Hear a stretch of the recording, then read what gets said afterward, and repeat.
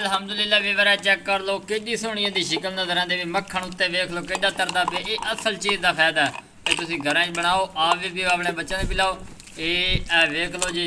हुण असीं इहनूं सर्फ करन का यूज़ करते पे बिस्मिल्लाहिर्रहमानिर्रहीम।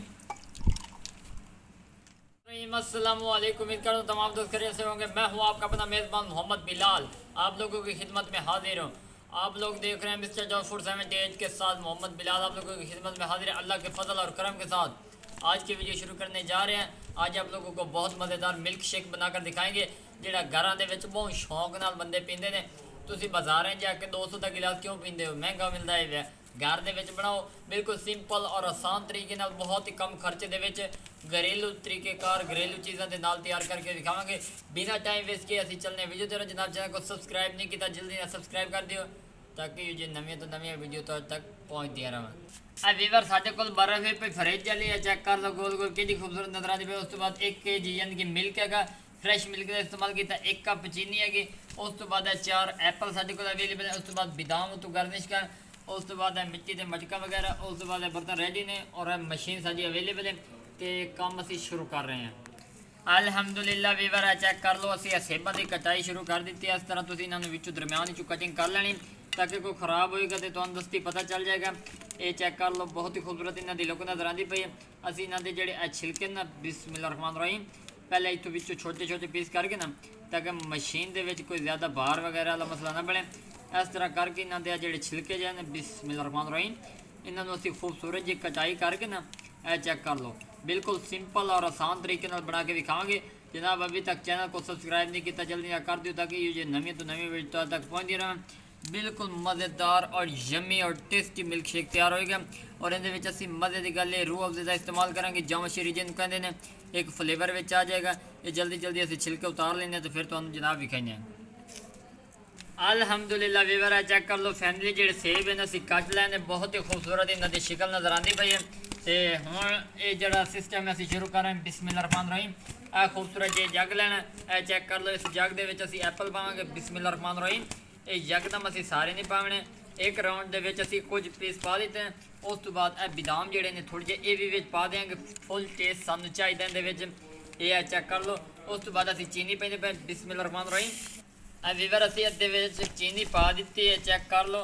तो हुण असीं इहदे विच दुध पाइंदे पे हैं, ये चेक कर लो ताज़े दुध का इस्तेमाल तुसीं भी करिया बिस्मिल्लाहिर्रहमानिर्रहीम। ये आ वेखो इस तरह तुसीं इहनूं बनावना बिल्कुल सिंपल और आसान तरीके नाल बना के विखाइंदे पे हैं। विच रूह अफ़ज़ा वो भी तुहानूं असीं पा के विखाई सो बहुत ही फेवरेट और टेस्ट इहदे विच आएगा। ये दुध असीं हुण इहदे विच पा दित्ता, हुण असीं इहनूं ग्राइंड करदे पे हैं तो तुहानूं नाल नाल विखावांगे। तो चैनल नूं लाजमी सबसक्राइब कर दिओ।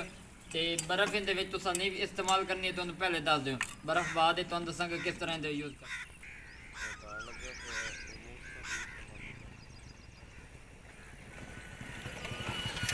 चेक कर लो असीं रूह अफ़ज़ा पेंदे पे बिस्मिल्लाहिर्रहमानिर्रहीम। माशाल्लाह जी है चेक कर लो इस तरह बेहतरीन इसके अंदर टेस्ट आएगा। तुसीं इहनूं लाजमी यूज़ करें। तो ये भी असीं इहदे विच मिक्स कर दिता, हुण इहनूं ग्राइंड करना बिस्मिल्लाहिर्रहमानिर्रहीम।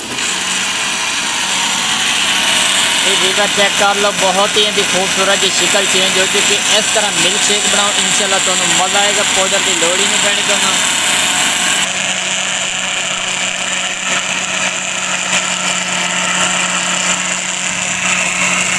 अल्हम्दुलिल्लाह वीवर एक पूर तैयार हो चुका है। जी बर्फ़ हैगी ये बर्फ़ तुसीं इस तरह की पानी, बर्फ़ का काम हुण शुरू हो रहा है।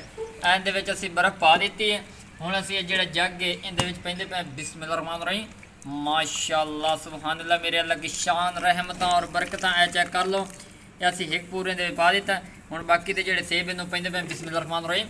ये चेक कर लो सेब भी पा दिते ना, बादाम पैंदे पे बिस्मिल्लाहिर्रहमानिर्रहीम। ये चेक कर लो वीवर इहदे विच अद्धा कप बाकी दा चीनी दे पा दिता। इंशाल्लाह बहुत ही मज़ेदार यादगार तुसीं बनाओगे। ये शहर नाल लैण नाल भी तरह शहर का केमिकल वाला हुंदा, इहदे नाल बच्चे भी बीमार हो जाते, वड्डे भी हो जाते।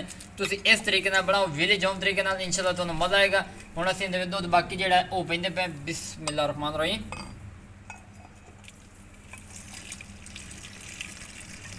ये वीवर चेक कर लो असीं दुध इहदे सारा पा दिता है। फ्रैश दुध का इस्तेमाल करना यूज़ हो या केमिकल वाला नहीं करना है। चेक कर लो असीं वो पा दिता, थोड़े जिहे विच इहदे रूह अफ़ज़ा पावांगे ताकि एक प्यारा जिहा फ्लेवर इहदे च आ जाए बिस्मिल्लाहिर्रहमानिर्रहीम। चेक कर लो वीवर असीं रूह अफ़ज़ा इहदे पा दिता। ਤੇ ਹੁਣ ਅਸੀਂ ਇਹਦਾ ਢੱਕਣਾ ਬੰਦ ਕਰਿੰਦੇ ਪਏ ਤੇ ਗ੍ਰਾਈਂਡਿੰਗ ਕਰਨ ਸ਼ੁਰੂ ਕਰਦੇ ਪਏ। ਉਨੀ ਦੇਰ ਵਿੱਚ ਇਹਨੂੰ ਜਿਹੜਾ ਥੋੜਾ ਜਿਹਾ ਹਿਲਾ ਦਿੰਦੇ ਆ ਤਾਂ ਕਿ ਇਹ ਜਿਹੜਾ ਠੰਡਾ ਪੀਆ ਰਹੇ ਔਰ ਪੀਣ ਦਾ ਵੀ ਮਜ਼ਾ ਆਵੇ। ਇਹ ਚੈੱਕ ਕਰ ਲਓ, ਇਹ ਚੈੱਕ ਕਰ ਲਓ ਵੀਵਰ, ਅਸੀਂ ਰੱਖ ਦਿੱਤਾ। बिस्मिल्लाहिर्रहमानिर्रहीम।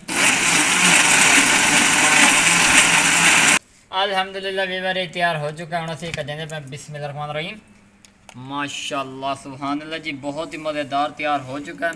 ये है चेक कर लो फैनली लोग तो सामने पे इतना घाटा जूस मैंने आज तक तुसा ना बनाया उसे। अल्हम्दुलिल्लाह वीवर चेक कर लो कि सोहनी दी शक्ल नजर आती भी, मक्खन उत्ते वेख लो कि तरदा पे। ये असल चीज़ का फायदा है कि तुम घर बनाओ, आप भी अपने बच्चों को पिलाओ। ये वेख लो जी। हुण असीं इहनूं सर्व करन का यूज़ करते पे बिस्मिल्लाहिर्रहमानिर्रहीम।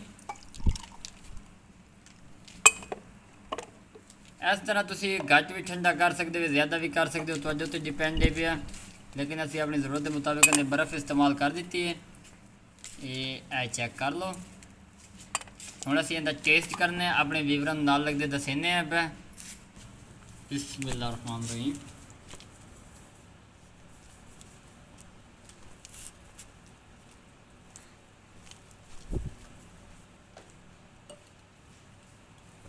अल्हम्दुलिल्लाह जी, अल्लाह के फजल और करम के साथ अल्हम्दुलिल्लाह जी बहुत ही अच्छा इनका टेस्ट पिया।